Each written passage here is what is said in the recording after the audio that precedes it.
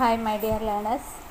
ഇന്നത്തെ വീഡിയോയിൽ നമുക്ക് ലിറ്ററേച്ചർ ആൻഡ് കണ്ടംപററി വേൾഡിൽ യൂണിറ്റ് 3 ട്രിസ്റ്റ് വിത്ത് ഡെസ്റ്റിനി എന്നുള്ള ജവഹർലാൽ നെഹ്റുവിൻ്റെ സ്പീച്ചാണ്. അതാണ് ഇന്നത്തെ വീഡിയോയിൽ ചെയ്യാൻ പോകുന്നത് കേട്ടോ. ട്രിസ്റ്റ് വിത്ത് ഡെസ്റ്റിനി എന്ന് പറയുന്നത് it is one of the most iconic speeches in Indian ഹിസ്റ്ററിയിൽ തന്നെ ഏറ്റവും കുറേ സ്പീച്ചസ് ഇമ്പോർട്ടൻ്റ് ആയിട്ട് പറയുന്നുണ്ട്. അതിൽ ഒരെണ്ണമാണ് നെഹ്റുവിൻ്റെ എ ട്രിസ്റ്റ് വിത്ത് ഡെസ്റ്റിനി എന്നുള്ള സ്പീച്ച്. അപ്പോൾ ഈ സ്പീച്ച് ഡെലിവർ ചെയ്തിരിക്കുന്നത് on the eve of India's long awaited independence from British rule. British ഭരണം അവസാനിച്ച് ഇന്ത്യക്ക് സ്വാതന്ത്ര്യം കിട്ടുന്നതിൻ്റെ തൊട്ട് മുൻപിലുള്ള ദിവസം നടത്തിയിട്ടുള്ള ഒരു സ്പീച്ചാണ് ഇത്. After nearly 2 centuries of colonial subjugation, India was taking its first step as a newly liberated country. അപ്പോൾ ഏകദേശം 2 നൂറ്റാണ്ടുകളോളം കൊളോണിയൽ ഭരണത്തിന് കീഴിലായിരുന്ന ഇന്ത്യ അതിൻ്റെ ആ ഒരു ഫ്രീഡം കിട്ടിയതിന് ശേഷമുള്ള ആദ്യത്തെ സ്റ്റെപ്പ് എടുത്തു വയ്ക്കാൻ പോവുകയാണ് ഒരു ഡെമോക്രാറ്റിക് ഇൻഡിപെൻഡൻറ്റ് കൺട്രി ആയിട്ട്. അപ്പം അതിനെക്കുറിച്ച് അദ്ദേഹം പറയുന്ന ഒരു സ്പീച്ചാണ്, ഇന്ത്യയെക്കുറിച്ചും കൂടെ പറയുന്ന ഒരു സ്പീച്ചാണ് ഇത്.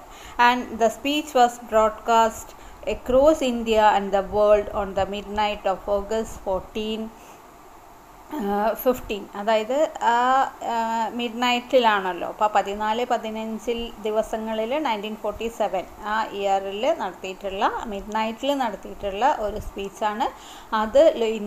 ഇന്ത്യ മുഴുവനും അതുപോലെ തന്നെ ലോകത്തിലും ഈ ഒരു സ്പീച്ച് ബ്രോഡ്കാസ്റ്റ് ചെയ്യപ്പെട്ടിട്ടുണ്ട്. As the first Prime Minister of independent India, Nehru's voice embodied the spirit of the nation and that historic hour. ആദ്യത്തെ പ്രൈം മിനിസ്റ്റർ, ഇൻഡിപെൻഡൻറ്റ് ഇന്ത്യയിലെ ആദ്യത്തെ പ്രൈം മിനിസ്റ്റർ കൂടിയായ നെഹ്റുവിൻ്റെ ആ വോയിസ് അതിലൂടെ എന്താ പറയുക, പാട്രിയോട്ടിക് സ്പിരിറ്റ് നമുക്ക് കേൾക്കാനായിട്ട് പറ്റും ഈ ഒരു സ്പീച്ചിലൂടെ. Nehru paid tribute to the freedom struggle and articulated his vision for building a democratic, egalitarian India. അപ്പോൾ വളരെ മനോഹരമായിട്ടുള്ള കാവ്യാത്മകമായ ഭാഷയിൽ ഇന്ത്യക്ക് ഒരു ട്രിബ്യൂട്ട് കൊടുക്കുകയാണ് ഫ്രീഡം സ്ട്രഗിളിന് വേണ്ടി പോരാടിയിട്ടുള്ളവരെ. അതുപോലെ തന്നെ ഇനി ഡെമോക്രാറ്റിക് ഇന്ത്യയുടെ വിഷൻ എന്താണ്, എങ്ങനെ ആയിരിക്കണം ഇന്ത്യ എന്നതിനെക്കുറിച്ചൊക്കെ അദ്ദേഹം ഈ ഒരു സ്പീച്ചിലൂടെ പറയുന്നുണ്ട്. ഇനി ജവഹർലാൽ നെഹ്റുവിനെ കുറിച്ച് പറയുകയാണെങ്കിൽ നമുക്ക് ആർക്കും അപരിചിതനായിട്ടുള്ള ഒരു വ്യക്തിയല്ല അല്ലേ Jawaharlal Nehru. And he was the first prime minister of India and he played a leading role in the Indian freedom struggle also. അദ്ദേഹം ട്രിനിറ്റി കോളേജ് കേംബ്രിഡ്ജിലാണ് ഗ്രാജുവേഷൻ കംപ്ലീറ്റ് ചെയ്തത് നാച്ചുറൽ സയൻസിൽ. അതുകൂടാതെ പൊളിറ്റിക്സ്, ഇക്കണോമിക്സ്, ഹിസ്റ്ററി, ലിറ്ററേച്ചർ ഇതൊക്കെയും അദ്ദേഹം പഠിച്ചിട്ടുണ്ട്. And he was trained in the law in the Inner Temple. And he also authored many books and penned letters which are widely read and is known for its poetic prose. അദ്ദേഹം അച്ഛൻ മകൾക്ക് അയച്ച കത്ത് എന്നൊക്കെയുള്ള അങ്ങനെ discovery of India അങ്ങനെയുള്ള ഒരുപാട് ബുക്കുകൾ അദ്ദേഹം എഴുതിയിട്ടുണ്ട്. ഇനി ഈ ഒരു സ്പീച്ചിൻ്റെ നമുക്ക് പഠിക്കാനുള്ള ഈ സ്പീച്ചിൻ്റെ സമ്മറി ആണ് ഇനി നോക്കാൻ പോകുന്നത്. നെഹ്റുവിൻ്റെ a tryst with destiny was delivered to the constituent assembly on 14th August 1947, a day before India attain independence. Independence കിട്ടുന്ന അതിൻ്റെ തൊട്ട് മുൻപുള്ള ദിവസമാണ് ഈ സ്പീച്ച് നടത്തിയിട്ടുള്ളത്. ഇംഗ്ലീഷിലാണ് ഈ സ്പീച്ച് ഡെലിവർ ചെയ്തിട്ടുള്ളത്. അപ്പോൾ ഇതിൽ അദ്ദേഹം ഇന്ത്യയുടെ ഒബ്ജക്റ്റീവ്സ് എന്തൊക്കെയാണ്, ബ്രിട്ടീഷുകാരിൽ നിന്ന് ഫ്രീഡം കിട്ടി, ഇനി അടുത്തതായിട്ട് ഇന്ത്യ എന്തൊക്കെ കാര്യങ്ങൾ ചെയ്യണം എന്നുള്ളതിനെക്കുറിച്ച് പറയുന്നുണ്ട്. And he reminds every Indian that at the stroke of the midnight hour India shall awake to life and freedom. India ഈ ഒരു രാത്രി ഫ്രീഡത്തിലേക്ക് ഉണരുകയാണ് എന്ന് അദ്ദേഹം ഇന്ത്യക്കാരോട് പറയുന്നുണ്ട്.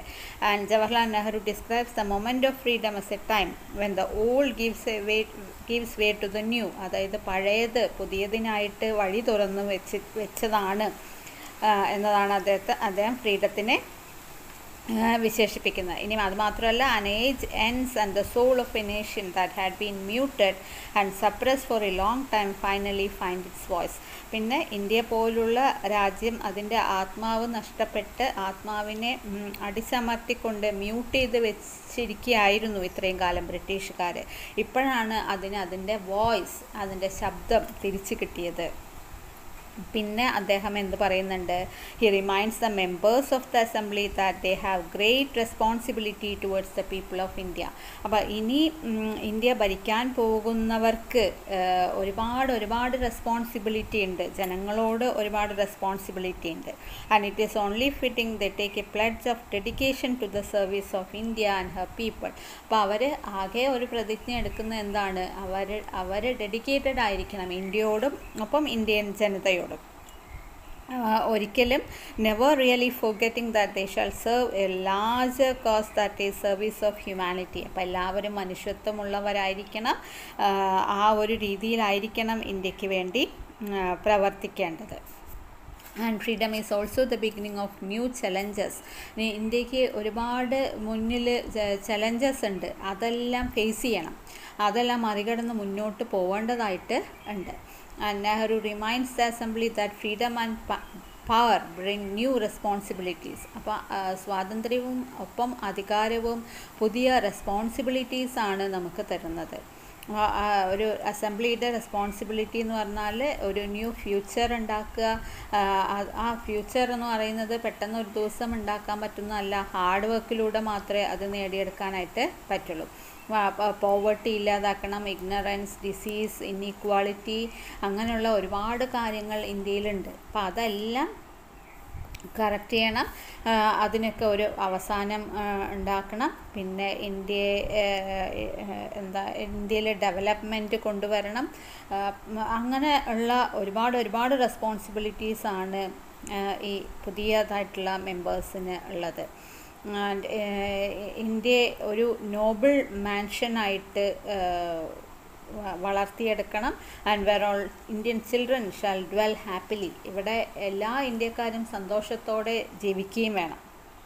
ഇൻഡിപെൻഡൻസ് സ്ട്രഗിൾ സമയത്ത് ഒരുപാട് പ്രോമിസസ് ഓരോരുത്തരും ചെയ്തിട്ടുണ്ട്. അതൊക്കെ ജവഹർലാൽ നെഹ്റു ഒന്നും കൂടെ അവരെ ഓർമ്മിപ്പിക്കുകയാണ്. അപ്പോൾ പ്രതിജ്ഞ എടുത്താൽ മാത്രം പോരാ, ആ പ്ലെഡ്ജസ് ഒക്കെ ഫുൾഫിൽ ചെയ്യുകയും വേണം. അപ്പോൾ അതിന് കിട്ടിയിട്ടുള്ള ഒരു ഓപ്പർച്യൂണിറ്റിയാണ് എല്ലാ മെമ്പേഴ്സിനും എന്നും കൂടെ അദ്ദേഹം പറയുന്നുണ്ട്. And he then goes on to the remember the great architect of freedom. ഇന്ത്യയുടെ ഒരു ആർക്കിടെക്റ്റ് എന്ന് തന്നെ വിശേഷിപ്പിക്കാൻ പറ്റുന്ന the father of our nation, ഇന്ത്യയുടെ രാഷ്ട്രപിതാവ് മഹാത്മാഗാന്ധിയെക്കുറിച്ച് പറയുന്നുണ്ട്. He was one who held aloft torch of freedom and lighted up the darkness and surrounded the Indians. ഇന്ത്യക്കാരുടെ ചുറ്റുമുണ്ടായിരുന്ന ആ ഇരുട്ടിൽ ഒരു പ്രകാശമായിട്ട്, ഒരു ടോർച്ചായിട്ട് മാറിയ വ്യക്തിയാണ് ഗാന്ധിജിയുടെ മെസ്സേജ് എന്ന് പറയുന്നത് പീസ് ആൻഡ് നോൺ വയലൻസ് ആണ്. അപ്പോൾ അതും നമ്മളെല്ലാവരും ഫോളോ ചെയ്യണമെന്ന് അദ്ദേഹം പറയുന്നുണ്ട്. പിന്നെ ഒരുപാട് സോൾജേഴ്സ്, വോളണ്ടിയേഴ്സ്, ഇവരൊക്കെ ഫ്രീഡം സ്ട്രഗിളിൽ അവരുടെ ജീവത്യാഗം ചെയ്തിട്ടുണ്ട്. അവരെയൊക്കെ ഈ സമയത്ത് അദ്ദേഹം ഓർക്കുകയാണ്. പിന്നെ അവരെയൊന്നും മറക്കാനായിട്ട് നമുക്കൊരിക്കലും പറ്റില്ല. പിന്നെ ഇന്ത്യയുടെ വിഭജനം നടന്നു. അപ്പോൾ പാകിസ്ഥാനിലുള്ള ആൾക്കാരെ ഓർക്കുന്നുണ്ട്. ഇന്ത്യയുടെ പൊളിറ്റിക്കൽ ബൗണ്ടറി, അതായത് ആ ഒരു ഡിവിഷൻ നടന്നല്ലോ, പാർട്ടീഷൻ നടന്നല്ലോ. പാകിസ്ഥാനിലേക്ക് പോയിട്ടുള്ള ആൾക്കാരെ, അവിടെയുള്ള ആൾക്കാരെ അദ്ദേഹം ഓർക്കുന്നുണ്ട്. പിന്നെ പറയുന്നത് list of the objectives of free India. പിന്നെ വീണ്ടും ഇന്ത്യയുടെ ഒബ്ജക്റ്റീവ്സ് എന്തൊക്കെയാണ്?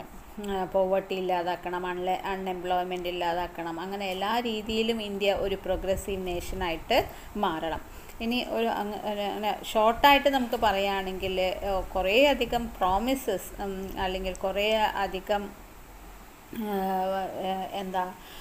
വാഗ്ദാനങ്ങൾ നമ്മൾ പറഞ്ഞിട്ടുണ്ട്. ഫ്രീഡം കിട്ടിയാൽ ഇന്നതൊക്കെ ചെയ്യാമെന്നുള്ളത്. അപ്പോൾ അതൊക്കെ ചെയ്യാമെന്നത് വെറുതെ ഒരു വാക്ക് മാത്രമല്ല, ഫ്രീ ഇന്ത്യക്ക് വേണ്ടി ഇതെല്ലാം ചെയ്യണം എന്നുള്ളത് ഓരോരുത്തരുടെയും ഡ്യൂട്ടിയാണ്. അപ്പോൾ ഇനി ഒരു നിമിഷം പോലും നമുക്ക് റെസ്റ്റ് ഇല്ലാതെ പ്രവർത്തിച്ചെങ്കിൽ മാത്രമേ ഇന്ത്യയെ ഒരു എന്താ ഇന്ത്യക്ക് കുറേയധികം ഡെവലപ്മെൻറ്റ് അല്ലെങ്കിൽ ഇന്ത്യയെ ഒരു നല്ല ഒരു രാജ്യമാക്കി മാറ്റിയെടുക്കാനായിട്ട് കഴിയുള്ളൂ എന്നതാണ് അദ്ദേഹം ഈ ഒരു സ്പീച്ചിലൂടെ പറയുന്നത്. അപ്പോൾ അതിൽ നമുക്ക് മനസ്സിലാക്കേണ്ടത് ഈ ലിബറേറ്റഡ് നേഷൻ അല്ലെങ്കിൽ ലിബറേറ്റഡ് ഇന്ത്യയെക്കുറിച്ച് നെഹ്റുവിൻ്റെ ഒരു വിഷനും കൂടിയാണ് ഈ ഒരു ചാപ്റ്ററിലൂടെ സ്പീച്ചിലൂടെ നമുക്ക് മനസ്സിലാക്കാൻ പറ്റണം. അപ്പോൾ ഇതിൽ ഈ ഒരു സമ്മറി നിങ്ങൾ കേൾക്കുക. പിന്നെ ക്രിട്ടിക്കൽ അപ്രിസിയേഷൻ ഉണ്ട് സ്പീച്ചിൻ്റെ, കോണ്ടെക്സ്റ്റ് ആൻഡ് ബാക്ക്ഗ്രൗണ്ട് ഉണ്ട്, പിന്നെ റെട്ടറിക് ആൻഡ് ലിംഗ്വിസ്റ്റിക് ആർട്ടിസ്റ്ററി, അങ്ങനെ അതിൽ നിങ്ങൾ കൂടുതൽ കോൺസെൻട്രേറ്റ് ചെയ്ത് പഠിക്കേണ്ടത് കോണ്ടെക്സ്റ്റ് ആൻഡ് ബാക്ക്ഗ്രൗണ്ടും ക്രിട്ടിക്കൽ അപ്രിസിയേഷനൊക്കെ പഠിച്ചാൽ തന്നെ കുറേ നിങ്ങൾക്കത് എഴുതാനായിട്ട് പറ്റും.